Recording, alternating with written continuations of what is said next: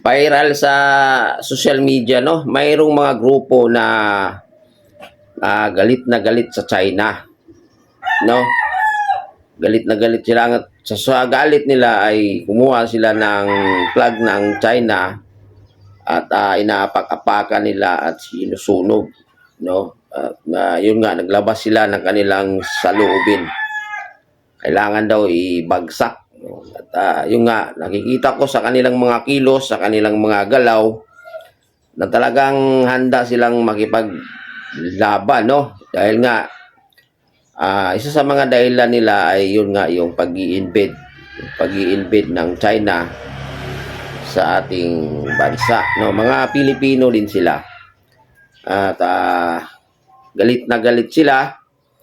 Talagang tinapak-tapakan nila yung flag. At yun, makikita mo talaga na malakas ang loob nila na labanan ng China. Yun ang nakikita ko. Maraming napapanood at nakapanood. Nagbabasa ako ng comment.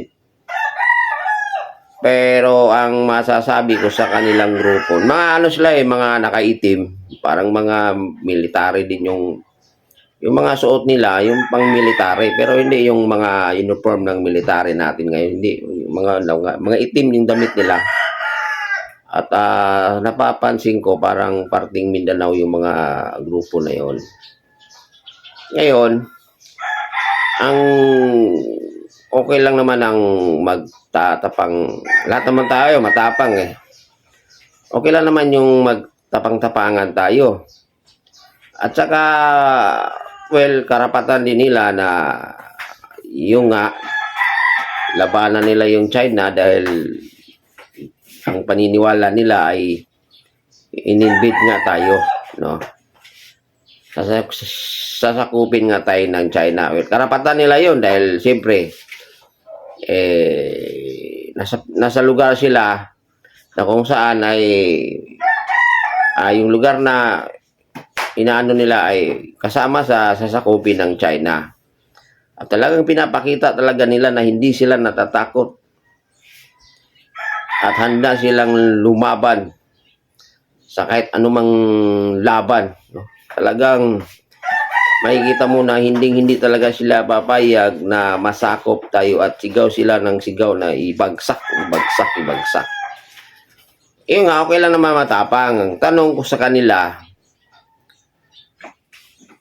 kung talagang papalag kayo talaga, kung tanong ko sa kanyo, kaya nyo bang harapin ang mga missile? Kaya nyo bang harapin yon? Take note, kahit gaano ka pa katapang, or kahit ikaw pa yung pinakamatapang sa Pilipinas, hindi uubra ang tapang mo pag missile na ang kalaban mo. No? Walang problema yun kung matapang tayo. Dapat, yung tapang natin, gamitan din natin ng utak. Anong magagawa ng tapang-tapangan mo kung missile na ang kaharap mo? Uubra kaya yung tapang nyo? Ayun ang mahirap doon. Yun ang mahirap. Tandaan nyo, yung, alam ko mga warriors kayo eh. Tandaan nyo, alam ko, grabe na ang experience nyo sa mga labanan. Kung noon, ang kaya lang ipaulan, no? Kayang mag-ulan ng mga bullet, mga bala, kayang noon. Kayang-kaya magpaulan ng mga bala. Pero ngayon, iba na ngayon. Missile na ang umuulan ngayon. Anong palangga nyo, anong pangontra nyo pag missile na ang kaharap nyo? Mayroon ba kayo pangkontra sa missile? Oo nga, nandiyan na matapang kayo, handa kayong lumaban. Ang tanong, kung uubra ba kayo sa missile? Yan ang isipin nyo. No? Baka kasi ang akala nyo lang, ang gira ay mga bulit-bulit lang, no? Hindi, iba na ngayon. Ang isang lugar, halimbawa, isang lugar, kaya nilang pagsakan niya ng 10,000 missile sabay-sabay. Segundo lang ang pagitan.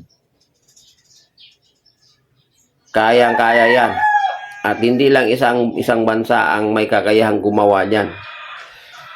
Maraming bansa ang kayang gumawa niyan. At yung bansa din na sinunog nyo at inaapak-apakan nyo yung kanilang bandila, yung kanilang watawat, ay kaya rin nilang gawin na magpaulan ng missile. Ang tanong ko sa inyo, kaya nyo? Kaya nyo? Wes, kung hindi nyo kaya, nasa laging yung umuulan ng missile,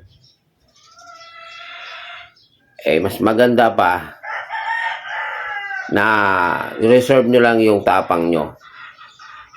No? Huwag yung ipapakita nyo dito sa social media na handang-handa kayo at talagang gusto nyo talagang upakan yung bandila na yung bansa na tinutukoy nyo. Dapat bago natin gawin yan or bago kayo maghamon ng ganyan, siguraduhin nyo lang sa sarili nyo na kaya nyong salagin yung mga missile. Siguraduhin nyo lang na kaya nyong masaktan yung kakaharapin nyo na kalaban. No? Gamit din tayo ng utak. Gamit din tayo ng utak.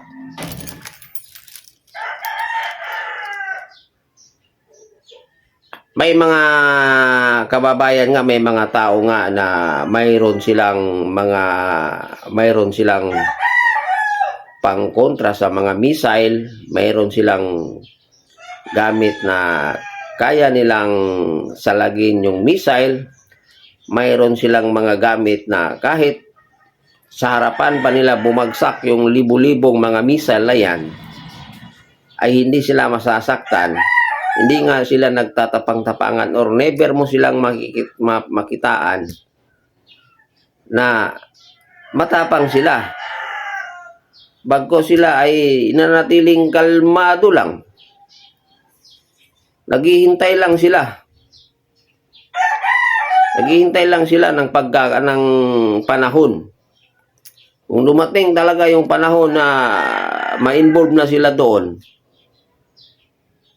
let's go.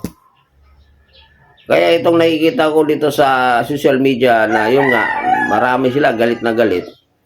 Ito lang masasabi ko sa inyo, no? Siguraduhin nyo lang, no, na kayang-kaya nyo or makasurvive kayo pag once na missile na ang kaharap nyo. Kasi ang labanan ngayon, bago maggagamitan ng mga baril, no, ang una mong kakaharapin muna ay missile. No, sobrang tapang nyo, baka unang karangkada pa lang i-wash out na kayo.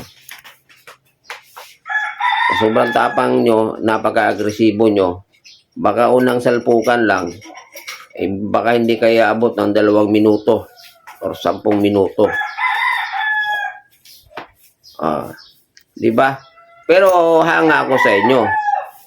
Talagang sa tapang nyo, wala akong masabi at nakikita ko sa inyo na kayo preparado, handang-handa talaga kayo lumaban sa kanila.